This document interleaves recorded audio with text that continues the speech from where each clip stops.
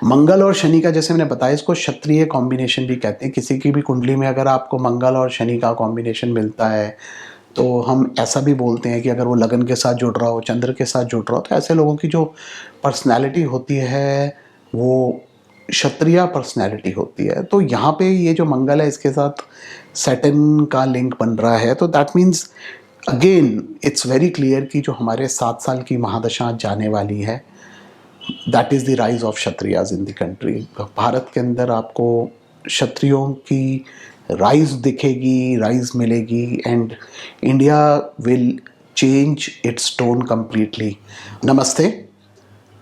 आज हम लोग जो हमने इंडिया के चार्ट के ऊपर एक सीरीज स्टार्ट की है उसी को कंटिन्यू करेंगे। जैसा मैंने लास्ट वीक भी आप लोगों को बोला था कि जो भारत की कुंडली है उसमें मंगल की महादशा शुरू हो रही है, और आज हम उसी को आगे कंटिन्यू करेंगे।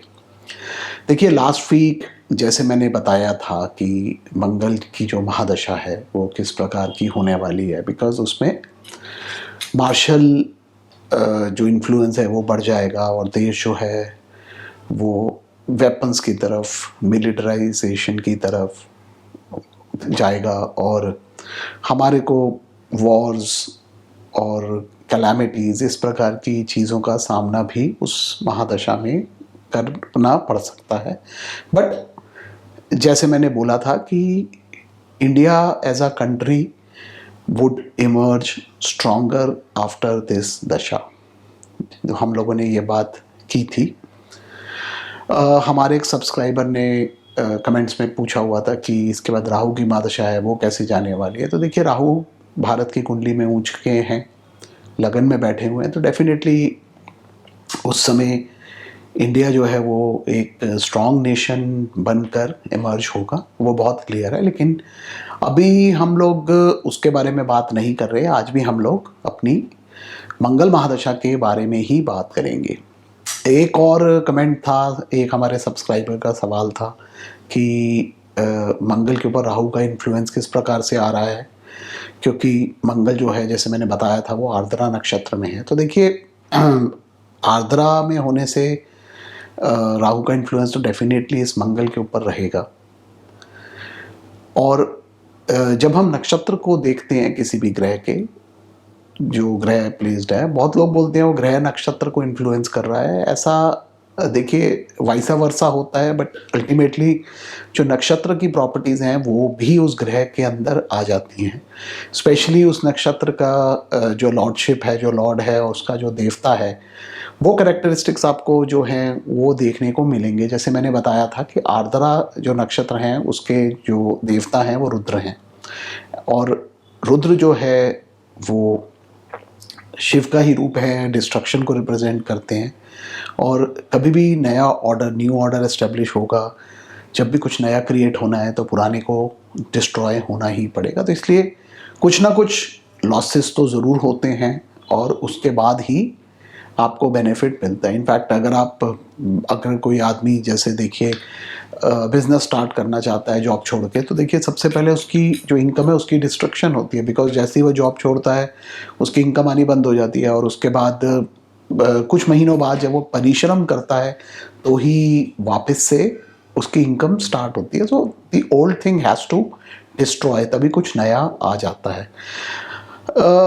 थोड़ा सा हम बाहर चले गए थे, but let's come back to the topic. तो देखिए, इंडिया की अगर हम पिछली दशाएं देखें तो सॉफ्ट दशाएं रहे ही हैं। जैसे मैंने पिछले वीडियो में भी बोला था, शुक्र की रही, उसके बाद सूर्य की रही और चंद्र की रही। अब सन जो है वो भी वीनस और मून के इन्फ्लुएंस में ही है, तो उतना स्ट्रांगली वो नहीं अपने आप को रिप्रेजेंट कर पाया। ठीक है, सन तो सन है, वो बाहर तो आए, लेकिन under the influence of Venus and moon. तो हम लोगों ने ग्रो ज़रूर किया, बट वो एक शुक्र का और एक चंद्र का इन्फ्लुएंस उस पर ज़्यादा रहा है। और अब हम जो मंगल की महादशा में आ रहे हैं तो प्योर मार्शल जो पर्सनालिटी होती है, जिसको हम मार्शल बोलते हैं, वो पर्सनालिटी आपको देश की देखने को मिलेगी इस दशा में।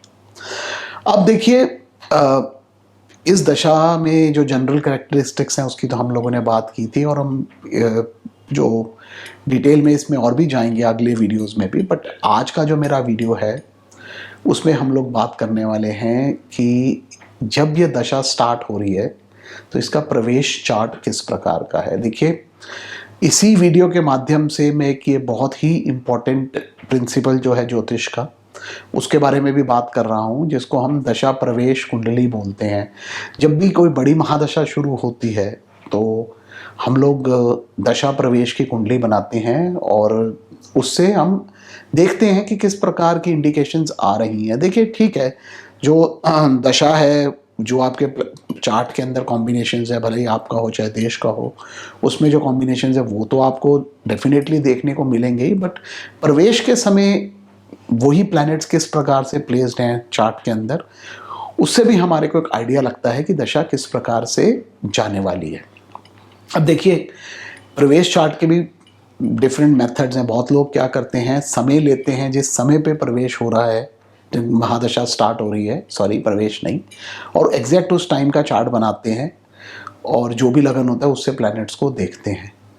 लेकिन जो मेरे ज्योतिष गुरु हैं राउत सर, उन्होंने हमारे को यही पढ़ाया जब हम लोग अपनी रिसर्च क्लास में थे भारतीय विद्या भवन में, कि जो आप प्रवेश चार्ट बनाते हैं वो सेम लगन का बनाइए जो आपका बर्थ लगन है, और उसमें प्लैनेट की पोजीशंस देखिए और उससे रिजल्ट आपको मिलेंगे।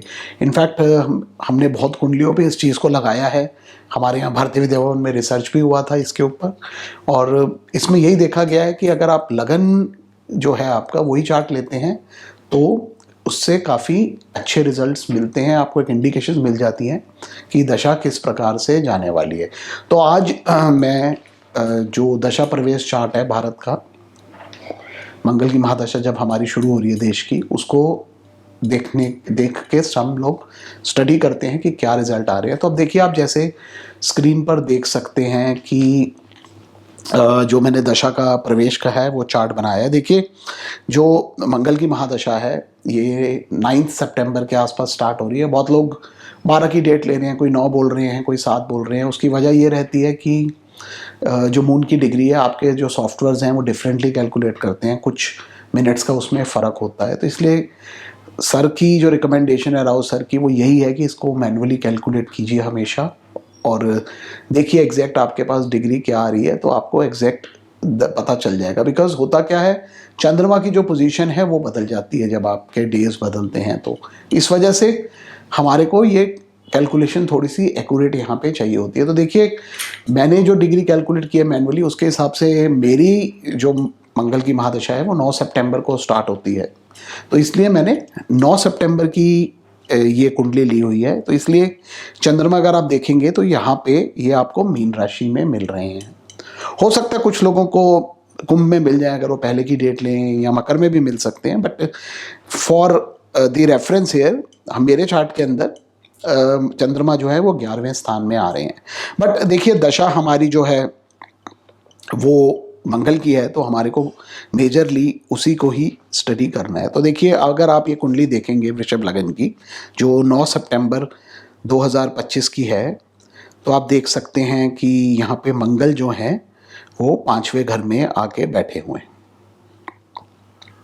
और इसके ऊपर, इस मंगल के ऊपर वक्री शनि की दृष्टि है, which is very important point. यहाँ पे अगर आप देखेंगे तो ये मंगल जो हैं इनके ऊपर वक्री शनि की यहाँ पे आपको दृष्टि मिल रही है, विच इज़ नॉट गुड। देखिए, ये हमारे को बहुत ध्यान से देखना है। इसलिए ये तो बड़ा श्योर है कि जो मंगल में मंगल की दशा जाने वाली है, इनिशियल पीरियड्स, वो इतने अच्छा नहीं होने वाला है, क्योंकि मंगल पे शनि वक्री हैं, उनकी दृष्टि है, और वो जो है वो आपको इतने अच्छे रिजल्ट नहीं देने वाले। ये तो बहुत यहाँ पे क्लियर हो रहा है।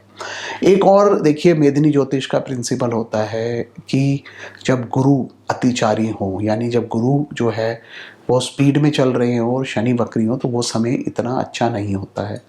और अगर आप इस कुंडली को देखेंगे तो यहाँ पे, जैसे हम सब लोग जानते हैं, आपने इंटरनेट पे भी बहुत वीडियोस देखे होंगे कि लोग बात कर रहे हैं कि गुरु अतिचारी चल रहे हैं। तो देखिए, गुरु इस समय अतिचारी हैं, और सितंबर के अंदर जब भारत की मंगल की महादशा शुरू होने वाली है तब भी गुरु अतिचारी होंगे, और उस समय शनि जो है वो आपको वक्री अवस्था में मिल रहे हैं। तो जब भी गुरु अतिचारी और शनि वक्री होते हैं वो समय इतना अच्छा नहीं होता।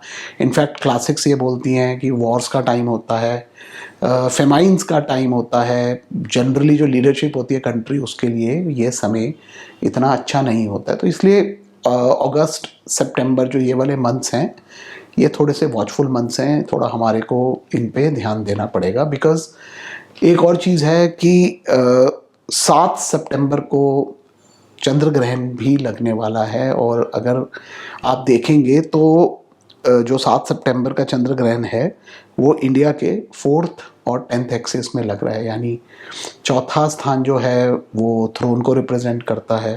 पार्लियामेंट हम 10th हाउस से देखते हैं, और प्राइम मिनिस्टर की जो सीट है 4th से देखते हैं हम, तो उसके लिए भी ये इतना अच्छा नहीं है। और दूसरी बात, नरेंद्र मोदी जी की अगर आप कुंडली देखेंगे तो वृश्चिक लगन है उनकी कुंडली का, तो वृश्चिक लगन के केस में भी ये 4-10 एक्सिस में ग्रहण आएगा, तो डेफिनेटली उनके लिए भी इतना अच्छा नहीं रहने वाला, ये इतने अच्छे रिजल्ट्स नहीं देगा ग्रहण। तो ये सारी इंडिकेशंस जो हैं ये भी इतनी अच्छी नहीं बन रही अगस्त सितंबर का अगर हम समय देखते हैं। तो बाकी अगर हम अपनी कुंडली पे वापस आते हैं तो देखिए, मंगल जो है 5th में है जैसे मैंने अभी बताया ही था, और वक्री शनि की इसके ऊपर दृष्टि पड़ रही है। 5वां स्थान जो है वो एजुकेशन को रिप्रेजेंट करता है, एंटरटेनमेंट को रिप्रेजेंट करता है। तो जैसे मैंने अपने पिछले वीडियो में भी बोला था कि मंगल का इन्फ्लुएंस जो है वो एजुकेशन पे पड़ने वाला है, तो इसलिए बहुत चांसेस ये हैं कि एजुकेशन में कुछ रिफॉर्म्स आए। हो सकता है मिलिट्री रिलेटेड चीज़ें भी एजुकेशन में डाल दी जाएं, क्लियर है। जैसे मैंने बताया, एजुकेशन, एंटरटेनमेंट, स्कैंडल्स भी हम 5वें स्थान से देखते हैं, क्राइम्स जो है वो भी 5वें स्थान से देखते हैं। तो मंगल पंचम में और उस पर वक्री शनि की दृष्टि जो है यहाँ पे, it can create riot like situations in the country. हो सकता है कुछ टेंशन्स हों, कुछ प्रॉब्लम्स क्रिएट हों देश में। सिमिलरली 5वां घर जो है वो जो 10th हाउस है उससे अष्टम होता है, तो इसलिए डेंजर टू द रूलर्स, मतलब जो भी रूलिंग पार्टी है उसके लिए भी ये समय इतना अच्छा नहीं होता, थोड़ा सा डेंजर का टाइम रहता है। और वैसे भी देखिए, मंगल और शनि का जो कॉम्बिनेशन है थोड़ा सा विस्फोटक कॉम्बिनेशन होता है। It can give sudden events, mass destructions, disasters, इस तरह की प्रॉब्लम्स भी ये कॉम्बिनेशन दे सकता है। वॉर लाइक सिचुएशंस भी इसमें क्रिएट होती हैं। जो 11वां घर होता है, देखिए क्योंकि ये 5 और 11 एक्सिस है उसको हम देख रहे हैं, तो 11वां घर जो है वो एग्रीमेंट्स को जनरली रिप्रेजेंट करता है। अब देखिए, बहुत लोग तो एग्रीमेंट्स विद फॉरेन गवर्नमेंट्स कहते हैं, लेकिन अगर आप इंटरनल पार्टीज का एग्रीमेंट्स देखें वो भी इस घर से हम देखते हैं। तो एक तो बड़ी क्लियर है कि हमारे जो एग्जिस्टिंग एग्रीमेंट्स हैं फॉरेन कंट्रीज़ के साथ, जो रिलेशंस हैं, उनमें काफ़ी चेंजेस आने वाले हैं। ये बड़ी क्लियर यहाँ पे नज़र आ रही है इस दशा प्रवेश चार्ट से। जो हमारी फॉरेन पॉलिसी है उसमें काफ़ी मेजर चेंज आएगा, वो हम अभी देख भी पा रहे हैं। जैसे हम लोगों ने इमीडिएटली देखिए, जब अभी ये पाकिस्तान के साथ जो हमारे स्किर्मिशेस हुए थे उसके बाद जैसे हमें पता चला कि टर्की ने सपोर्ट किया, तो हमने टर्की की बहुत सारी चीज़ें जो हैं वो बैन कर दी हैं अपने देश में। तो यहाँ पे आप देखिए 11th हाउस जो है वो एफ्लिक्ट हो रहा है, मंगल की दृष्टि है उस पर, और वहाँ पे वक्री शनि बैठे हुए हैं। तो इस वजह से ये भी बड़ी क्लियर हो रही है कि जो हमारे फॉरेन गवर्नमेंट के साथ एग्रीमेंट्स हैं उनमें काफ़ी चेंजेस आने वाले हैं। हमारे इंटरनेशनल रिलेशंस जो है वो भी काफ़ी हद तक स्पॉइल हो सकते हैं, उनमें भी काफ़ी चेंजेस आ सकते हैं। तो बेसिकली इंडिया की जो फॉरेन पॉलिसी है उसमें मेजर चेंज हमारे को मंगल की महादशा में दिखता है, ये भी क्लियर है। अब एक और यहाँ पे इंपॉर्टेंट चीज़ जो हमें देखनी है वो ये कि जो 8वां स्थान है उसको अगर आप देखेंगे तो उसके ऊपर मंगल और शनि दोनों की दृष्टि है। अब देखिए 8th हाउस जो है वो डेथ्स को, एपिडेमिक्स को, डिजीज़ को, इन सब चीज़ों को भी रिप्रेजेंट करता है। तो हो सकता है कुछ नेचुरल कैलेमिटीज़ का भी सामना हम लोगों को करना पड़े फ्रॉम अगस्त ऑनवर्ड्स। लेकिन अच्छी बात यह है कि इस पे गुरु की दृष्टि है, गुरु का ही घर है, तो जो भी प्रॉब्लम्स आएंगी उसको हम लोग फेस कर पाएंगे और उससे भी हम लोग बाहर निकल पाएंगे। ये भी इस कुंडली के अंदर क्लियरली दिखता है। अब एक चीज़ और है, यहाँ पे आप देखिए जो 4th 10th एक्सिस है हमारा, उसमें केतु और राहु का एक्सिस है। सूर्य 4th लॉर्ड होके 4th में बैठे हुए हैं, तो बेसिकली वो एफ्लिक्शन में आ रहे हैं अगर आप देखेंगे राहु केतु एक्सिस में। और जैसे मैंने बताया ही था कि ग्रहण है 7th ऑफ सितंबर को, तो अगेन ल्यूमिनरी जो हैं, सूर्य जो हैं, वो एफ्लिक्ट हो जाएंगे। और जैसे हम लोगों ने पहले भी बात की थी कि इस साल के जो राजा हैं वो सूर्य हैं, जो मंत्री हैं वो भी सूर्य हैं। तो बड़ी क्लियर सी अगेन इंडिकेशन दिखती है कि ये जो टाइम है अगस्त सितंबर का, ये गवर्नमेंट के लिए इतना अच्छा नहीं है। उनको इंटरनल एक्सटर्नल दोनों तरफ से थ्रेट्स जो हैं वो दिख रहे हैं। इस चार्ट के अंदर भी हमारे को ये चीज़ बहुत ही क्लियर होके यहाँ पे दिख रही है। तो गवर्नमेंट को भी थोड़ा सा इन सब चीज़ों का ध्यान रखना पड़ेगा, जो हमारे को ये जो दशा प्रवेश का चार्ट है वो दिखाता है। तो देखिए मंगल और शनि का, जैसे मैंने बताया, इसको क्षत्रिय कॉम्बिनेशन भी कहते हैं। किसी की भी कुंडली में अगर आपको मंगल और शनि का कॉम्बिनेशन मिलता है तो हम ऐसा भी बोलते हैं कि अगर वो लगन के साथ जुड़ रहा हो, चंद्र के साथ जुड़ रहा हो, तो ऐसे लोगों की जो पर्सनैलिटी होती है वो क्षत्रिय पर्सनैलिटी होती है। तो यहाँ पे ये जो मंगल है इसके साथ सैटर्न का लिंक बन रहा है, तो that means again it's very clear कि जो हमारे 7 साल की महादशा जाने वाली है, that is the rise of Kshatriyas in the country. Bharat के अंदर आपको क्षत्रियों की राइज दिखेगी, राइज मिलेगी, and India will change it's tone completely. Again अगर आप इस चार्ट को देखेंगे तो 12th लॉर्ड होके मंगल 5th में बैठे हुए हैं, साथ में 10th लॉर्ड सैटर्न के साथ इसका रिलेशन बन रहा है, जो 9th और 10th लॉर्ड है, बेसिकली राजयोग कारक हुए वृषभ लगन के लिए।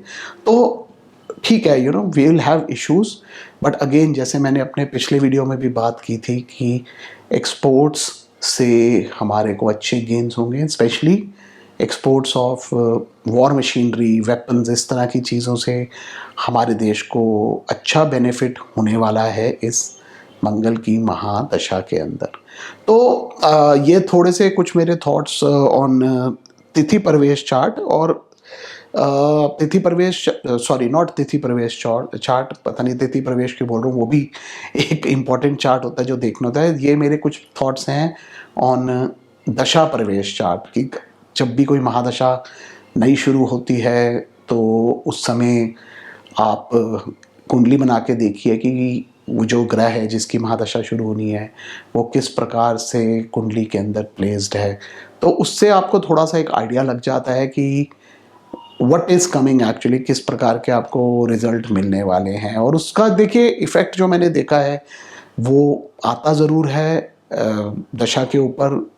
और अगर सपोज़ कि 8th के साथ संबंध बन रहा हो या सैटर्न साथ बन रहा हो, तो there are chances of changes. आपको इसको दशा प्रवेश को समझाने के लिए मैं और भी एग्जांपल्स लूँगा। हम कोशिश करेंगे कि कुछ और चार्ट्स लें और इसको स्टडी करें, बट आज का जो हमारा फोकस था वो देश की मंगल की महादशा पे था, तो इसलिए हमने उसी के बारे में थोड़ी सी बात की।